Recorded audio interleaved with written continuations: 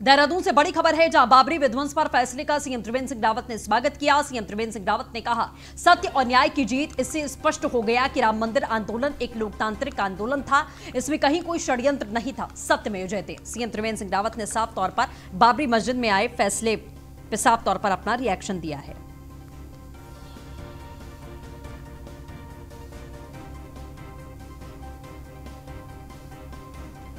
तो बाबरी विध्वंस पर फैसला आया, जिस तरीके से कोर्ट ने अपना फैसला सुनाया और साफ तौर पर जितने भी आरोपी थे सभी को बरी कर दिया गया है। जाहिर तौर पर पूरे देश में ही कहीं ना कहीं आज भारतीय जनता पार्टी के जितने भी दिग्गज नेता हैं उनकी तरफ से तमाम रिएक्शंस आए हैं। और पहाड़ों की बात करें, यहां से भी सीएम त्रिवेंद्र सिंह रावत ने साफ तौर पर कहा है कि सत्य की जीत हुई है और इससे यह भी साबित होता है कि सत्य और न्याय की जीत हमेशा से होती आई है और इससे स्पष्ट हो गया कि राम मंदिर आंदोलन एक लोकतांत्रिक आंदोलन था। खबर देहरादून से, जहां बाबरी विध्वंस कोर्ट के फैसले पर बोले मंत्री सतपाल महाराज, सत्य परेशान हो सकता है, पराजित नहीं। सतपाल महाराज ने कहा, विवादास्पद ढांचे के विध्वंस मामले में अदालत के फैसले का स्वागत। मामले में आरोपित सभी दोषियों को ससम्मान बरी होने पर जताई खुशी। फैसले से सिद्ध हुआ कि जीत आखिरकार सत्य की ही होती है।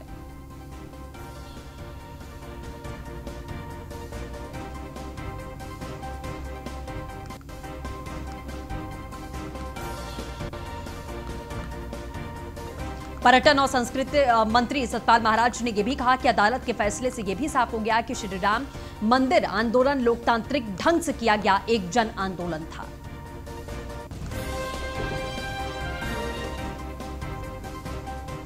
तो बाबरी मस्जिद विध्वंस कांड पर सीबीआई की विशेष अदालत द्वारा सभी 32 आरोपियों को बरी कर दिया गया है। धर्मनगरी हरिद्वार के साधु संतों ने भी कोर्ट के इस आदेश का स्वागत किया है। साधु संतों ने कहा कि राम मंदिर निर्माण के लिए उस विवादित ढांचे को ढहाया गया। बाबर ने राम मंदिर तोड़कर वहां मस्जिद बनवा दी थी, लेकिन जन उन्माद में इसे तोड़ दिया गया। साधु संतों ने आरोपी बनाए गए सभी लोगों को धर्म योद्धा बताया।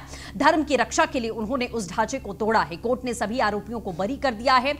इससे पूरे देश के साथ ही संत समाज भी उत्साहित है और वो कोर्ट के फैसले का स्वागत करते हैं। पूरे विश्व को पता चल गया है कि सच कभी पराजित नहीं होता, लेकिन परेशान जरूर हो सकता है।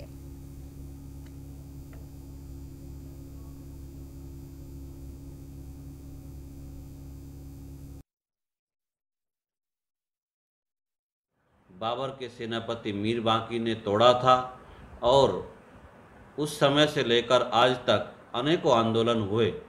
उसी आंदोलन के क्रम में जब हिंदू समाज ने वहाँ पर अपने भव्य भगवान रामलला के मंदिर को इस रूप में देखा, तो निश्चित रूप से हिंदुओं ने उस कलंक को 6 दिसंबर 92 को ध्वस्त किया। ये उसी के संदर्भ में मुकदमा था जिसका आज निर्णय आया और हम सब लोगों को जानकारी है कि भगवान रामलला के संदर्भ में उच्चतम न्यायालय ने भी निर्णय दिया है। तो निश्चित रूप से ये कोई और सुनियोजित षड्यंत्र नहीं था।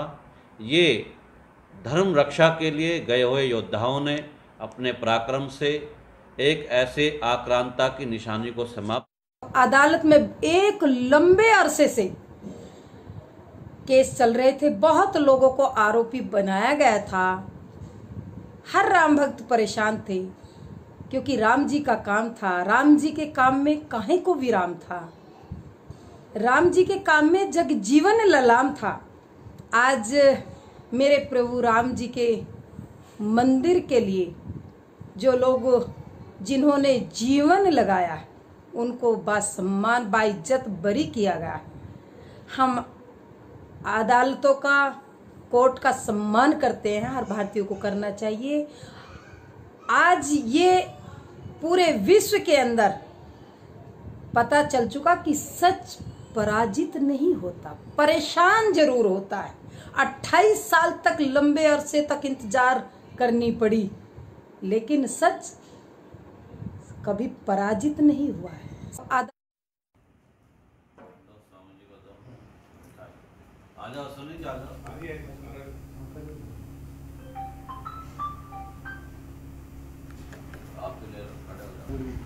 पता नहीं कहाँ आगे पीछे बोलते थे तो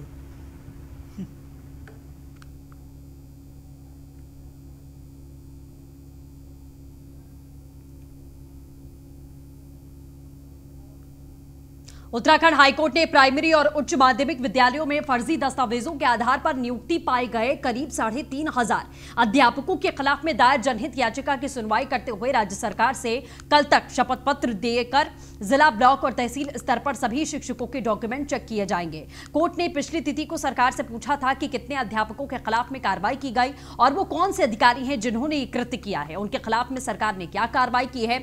2 सप्ताह में इसका जवाब देने के लिए कहा गया था। आपको बता दें, स्टूडेंट वेलफेयर सोसाइटी हल्द्वानी ने जनहित याचिका दायर करके कहा है कि राज्य के प्राइमरी और उच्च माध्यमिक विद्यालयों में करीब 3,500 अध्यापक जाली दस्तावेजों के आधार पर फर्जी तरीके से नियुक्त किए गए हैं, जिनमें से कुछ अध्यापकों की एसआईटी जांच कर रही है। फर्जी शिक्षकों के पीआईएल में आज हाईकोर्ट के डिवीजन बेंच ने राज्य सरकार को इस आशय से एक शपथ पत्र दाखिल करने को कहा है कि राज्य सरकार उत्तराखंड के सभी शिक्षकों के प्रमाण पत्रों की जांच एक सुनिश्चित सीमा के अंदर तय कर कोर्ट में दाखिल करेगी और यह शपथ पत्र राज्य सरकार को कल तक कोर्ट में दाखिल करना है।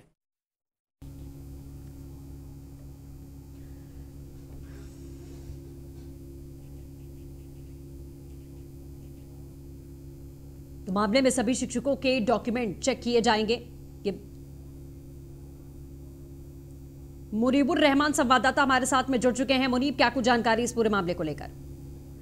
देखिए मैम, उत्तराखंड हाईकोर्ट में प्राइमरी स्कूल में जो उच्च प्राथमिक विद्यालय है, इसमें जो 3,500 अध्यापकों के खिलाफ दायर जनहित याचिका पर इसमें सुनवाई करते हुए सरकार ने कल इनको शपथ पत्र देकर जिला, ब्लॉक और तहसील स्तर पर सभी शिक्षकों को डॉक्यूमेंट चेक करने के निर्देश दिए हैं।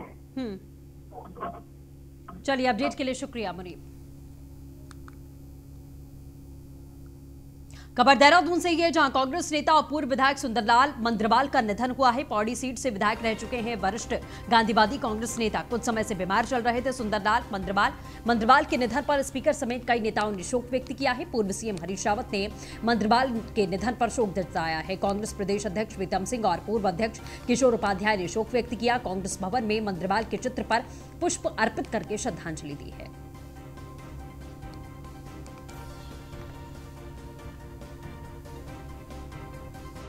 हमारे नए प्रभारी नियुक्त हुए हैं और उन्होंने जो है वर्चुअल संवाद के माध्यम से जिला अध्यक्षों से संवाद करते हुए पहल करने का काम किया। तो मैं समझता हूँ बहुत उचित कदम उन्होंने उठाया। और राजनीति में जब हम बात करते हैं तो जिले की जो नब्ज है, जिले की जो बात है, जिले में जो समस्याएं हैं, उससे जो है जिलाध्यक्ष से बेहतर कोई दूसरा उसको जान नहीं सकता है।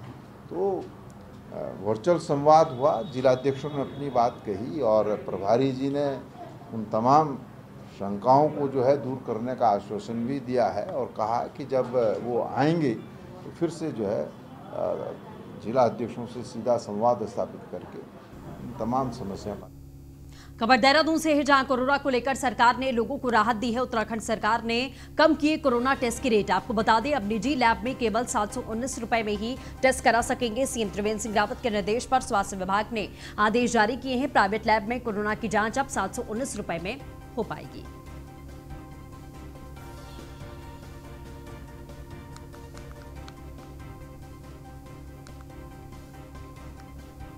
तो प्राइवेट लैब में कोरोना की जांच अब 719 रुपए में हो पाएगी। कोरोना को लेकर सरकार ने लोगों को राहत दी है।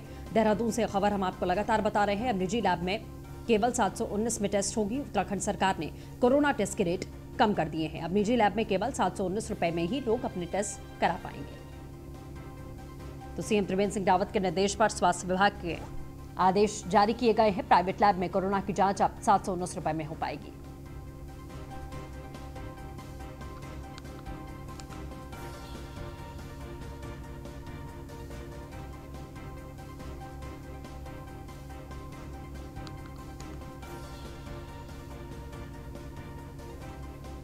फहीम तनहा रेजिडेंट एडिटर हमारे साथ में जुड़ चुके हैं। फहीम, क्या कुछ जानकारी इस पूरे मामले को लेकर? चलिए, संपर्क टूट गया है, जुड़ने की कोशिश करेंगे।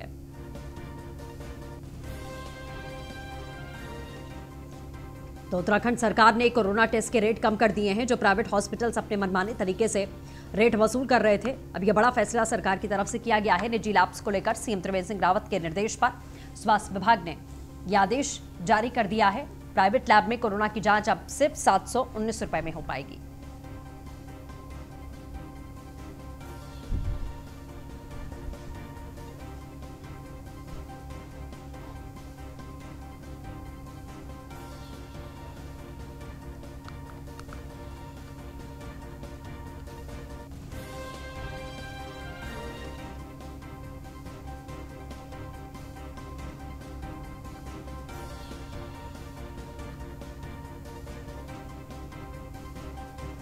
फहीम तन्हा फिर से जुड़ चुके हैं। फहीम, क्या कुछ जानकारी इस पूरे मामले को लेकर? चलिए, फिर से संपर्क टूट गया है।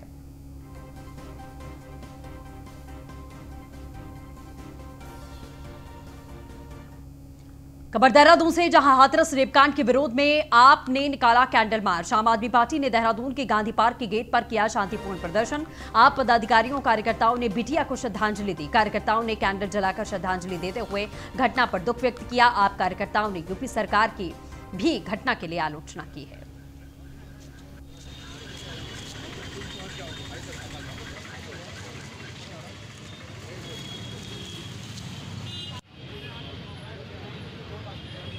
सब आएंगे तो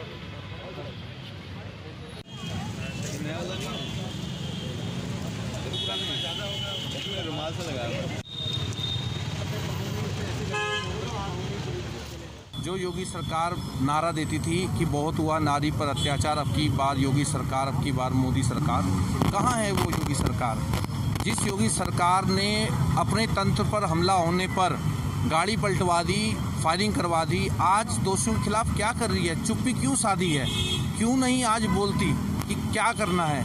जिस प्रकार से उस बिटिया के साथ इतनी बर्बरता की गई है, मैं समझता हूँ मानवता का चेहरा झंझोड़ दिया गया। कहना चाहती हूँ, अगर कुलदीप सेंगर जी को आज तक फांसी हो चुकी होती तो शायद हम ये कांड नहीं होता हाथरस कांड जो है। जिस तरह बीजेपी ने कुलदीप सेंगर को बचाया, आप ये देखिए उस बच्ची के साथ भी उन्होंने कितना बुरा व्यवहार किया। वो बच्ची मारी गई, उसको जला दिया गया, मार दिया गया, और आज तक भी कुलदीप सेंगर बिल्कुल उनको कोई किसी तरह की सजा उनको नहीं दी गई। तो इस तरह की सरकार जो अपराधियों को बचाने का काम कर रही है, हम पूरे देश को आपके टीवी चैनल के माध्यम से मैं बताना चाहूँगी कि अब वक्त आ गया है कि आप लोग अपने अधिकारों के लिए खड़े हो जाइए। आज ये बेटी है, आज मनीषा है, आज निर्भया है, आज कोई दूसरी बच्ची है, कल को मेरी और आपकी बच्ची भी हो सकती है। तो हम लोगों को इस तरह की जो घटिया सरकार यूपी में या तमाम दूसरी जगह पर चल रही है, उनको इससे जिला चिकित्सालय पौड़ी समेत सामुदायिक स्वास्थ्य केंद्र घंडियाल और पाबू को सरकार की तरफ से पीपीई मोड में दिए जाने के फैसले का कांग्रेस ने विरोध जताया। कांग्रेस ने इसे सरकार की नाकामी बताते हुए कलेक्ट्रेट परिसर के बाहर धरना देते हुए सरकार के खिलाफ में जमकर नारेबाजी की और सरकार की मंशा पर सवाल खड़े किए। कांग्रेसी भास्कर बहुगुड़ा ने यह भी कहा कि सरकार जब स्वास्थ्य सुविधाओं को सुधार नहीं सकी तो इन्हें प्राइवेट हॉस्पिटल के हवाले किए जाने लगे, जबकि सरकार सत्ता में आते ही पहाड़ की विकास के दावे भरती आई हो। तो वहीं कांग्रेसी नेता नवल किशोर ने कहा कि उनके कार्यकाल में सरकार ने पीपीपी मोड का जिक्र तक नहीं किया, लेकिन वर्तमान सरकार आम जनता के साथ में बड़ा खिलवाड़ कर रही है।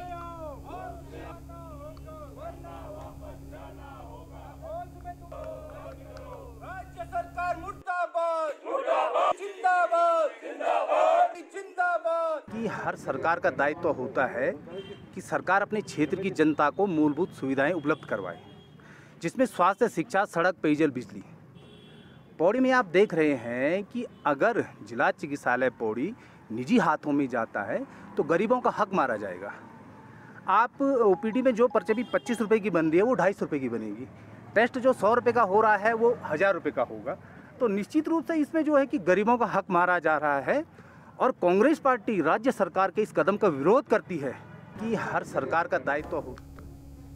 पहाड़ी शिल्पकला को पुनर्जीवित करने के लिए अब राज्य सरकार सरकारी भवनों और आवासों को पहाड़ी शैली में बनाने वाली है, जिसमें पहाड़ी पत्थर और पौराणिक पारंपरिक भवन निर्माण शैली का प्रयोग किया जाएगा। इसको बनाने के लिए पहाड़ी शिल्पकारों की मदद ली जाएगी। पौड़ी जनपद में मुख्यमंत्री इस घोषणा में को अमली जामा उन्होंने पहनाना शुरू कर दिया है। जिलाधिकारी पौड़ी धीराज सिंह गब्रियाल ने बताया कि मुख्यमंत्री की घोषणा के बाद सरकारी भवनों और आवासों को पहाड़ी शैली का रूप देने के लिए जिला प्रशासन ने अपनी कमर कस ली है। जिलाधिकारी पौड़ी ने बताया कि इसके बाद बाद आने वाले समय में जो भी नए सरकारी भवन और कार्यालय स्थापित किए जाएंगे इन सभी को बनाने में पहाड़ी परंपरा शैली का प्रयोग इनके निर्माण में अवश्य किया जाएगा। सीएम साहब ने भी कहा था कि जितने भी हमारे सरकारी आवास है, दफ्तर है, वो पर्वतीय शैली में बने। तो हमने ये जो डाइट का कार्यालय, ऑफिस, ये सब बनना है, तो इसको अभी पूरे पहाड़ी तर्ज पे हम लोगों ने इसको डिज़ाइन किया। तो उसका फसाड फिर वही है, वो पर्वतीय शैली में होगा, पत्थर का उसका उपयोग होगा, लेकिन फैसिलिटीज उसकी मॉडर्न होगी। तो हर दृष्टिकोण से कि कैसे हम लोग पर्वतीय शैली को आगे बढ़ाएं, कैसे यहाँ के लोगों को और लोकल कारीगरों को रोजगार मिले, उसके लिए नए नए अवसर हम पैदा कर पाएँ। इसलिए हम पर्वतीय शैली को सीएम साहब के इसी के साथ इस बुलेटिन में बस इतना ही। नमस्कार।